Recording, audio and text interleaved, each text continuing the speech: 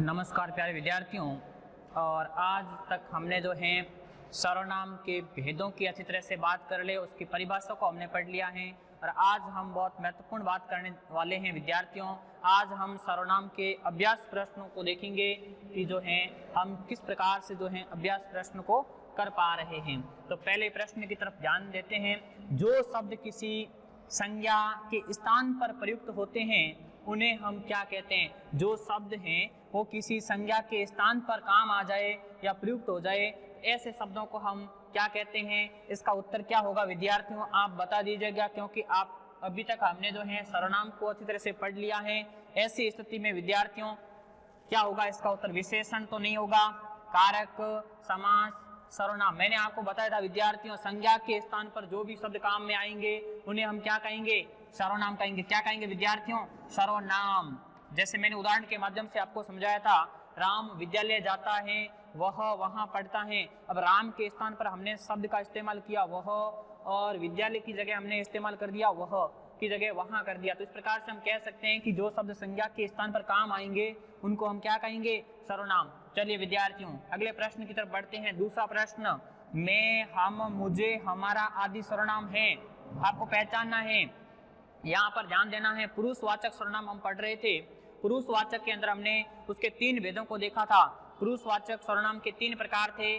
पुरुषवाचक सर्वनाम में पहला प्रकार हम पढ़ रहे थे, उस समय हमने देखा था उत्तम पुरुष, बोलने वाला, मध्यम पुरुष जिससे बात की जा रही है, अन्य पुरुष के अंदर हमने पढ़ा था जिसके बारे में बात की जाए, यानी प्रथम पुरुष जो हम कह सकते हैं। उत्तम पुरुष में जो बोलने वाला वक्ता है वो स्वयं, उसके लिए आता है मैं, हम शब्द। तो मैं, हम, मुझे, हमारा। सही उत्तर क्या होगा विद्यार्थियों? उत्तम पुरुष। सही उत्तर क्या होगा? स।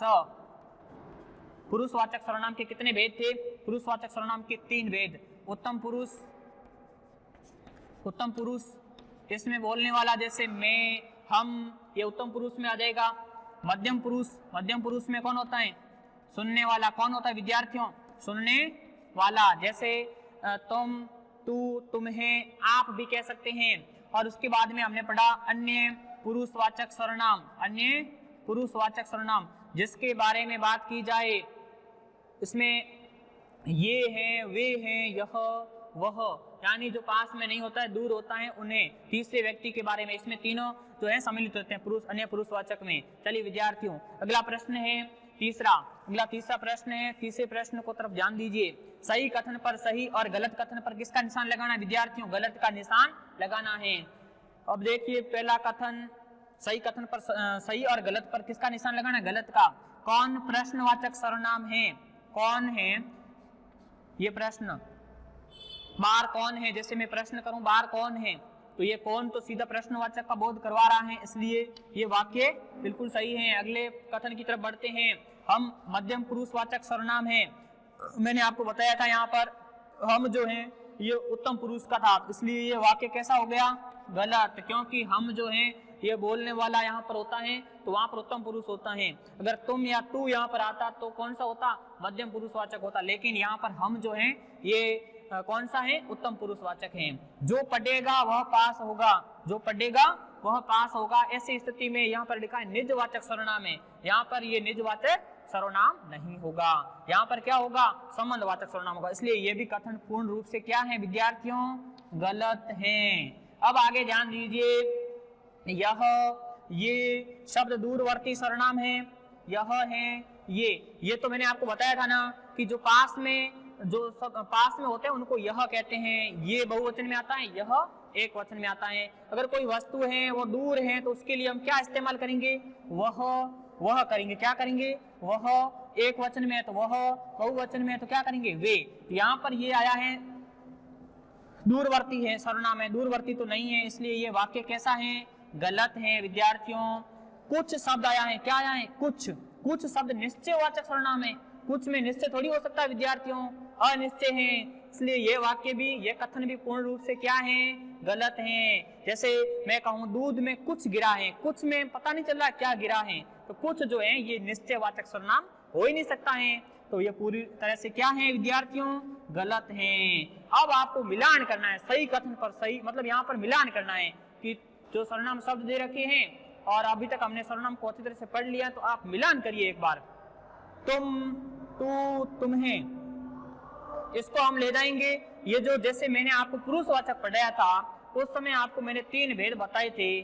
उसमें मैंने बताया था उत्तम पुरुषवाचक सर्वनाम, दूसरा मध्यम पुरुषवाचक सर्वनाम जिसमें हम जो सुनने वाला होता है वो, तो यहाँ पर सुनने वाले का बोध हो रहा है तुम है, तू है, तुम है, ये जहां भी शब्द आएंगे वहां पर क्या हो जाएगा, मध्यम पुरुषवाचक हो जाएगा विद्यार्थियों, पुरुषवाचक का दूसरा भेद।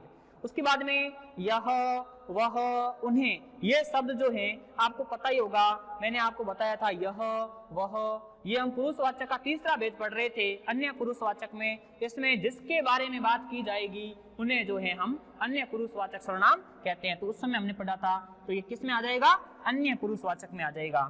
कुछ, कोई, पता नहीं चल रहा है, कुछ, कोई, अनिश्चय है, वे सर्वनाम जो किसी व्यक्ति या वस्तु की अनिश्चितता का बोध कराते हैं उन्हें क्या कहते हैं, अनिश्चयवाचक सर्वनाम कहते हैं। तो ये अनिश्चयवाचक हो जाएगा।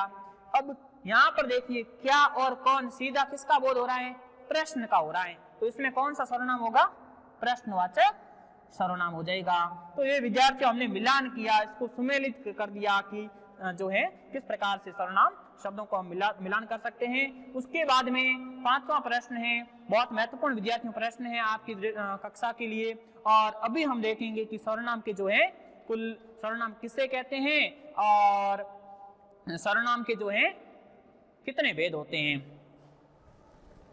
तो देखिए विद्यार्थियों अब हम अंतिम प्रश्न जो है उसको देखते हैं कि सर्वनाम जो है किसे कहते हैं और उसके भेद जो हैं कितने होते हैं। तो सर्वनाम के जो भेद हैं वो 6 होते हैं, मैंने आपको बता दिया है। फिर से जो है आप एक बार इसकी तरफ ध्यान दीजिए।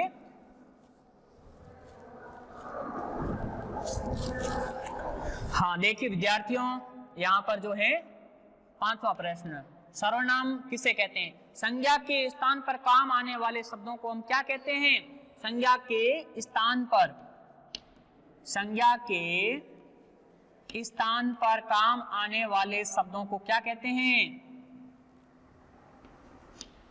काम आने वाले शब्द,